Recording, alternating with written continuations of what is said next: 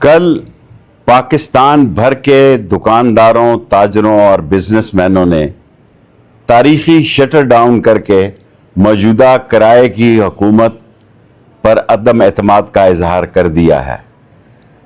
इनके पास आवाम को देने के लिए कुछ नहीं, इन्हें $5 भी कोई देने के लिए तैयार नहीं है। 4 सितंबर को जो IMF की मीटिंग हो रही है, मैं कौम को बताना चाहता हूं कि उसके एजेंडे पे पाकिस्तान नहीं है।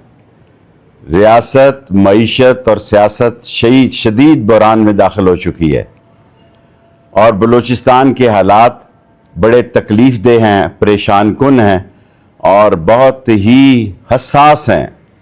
ऐसे आलम में हमें पाकिस्तान का सोचना है।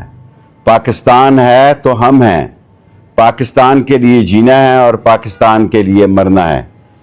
मेरी सियासत और दोस्ती एक ही आदमी के साथ थी और वो है, लेकिन एक बात मैं कहना चाहता हूं कि पाकिस्तान के लोगों पर आज जो बीत रही है वो इससे पहले कभी इन हालात से नहीं गुजरे।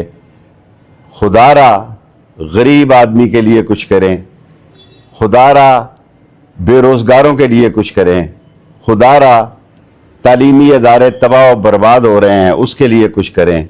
और सबसे बड़ी बात यह है कि लोगों पर इतना टैक्स लगाएं जो वो दे सकें। तमाम लोगों की खरीदो फरोख्त बंद हो चुकी है क्योंकि शरीफ आदमी जो है वो एक ऐसे अजाब में, ऐसे इम्तहान में मुब्तला हो गया है जिससे ये किराए की हुकूमत निकालने में नाकाम रही है। इसलिए ज़िम्मेदारान से मेरी दरख्वास्त है कि इन तमाम हालात का फौरी हल तलाश किया जाए ताकि पाकिस्तान किसी नए बहरान में दाखिल ना हो जाए।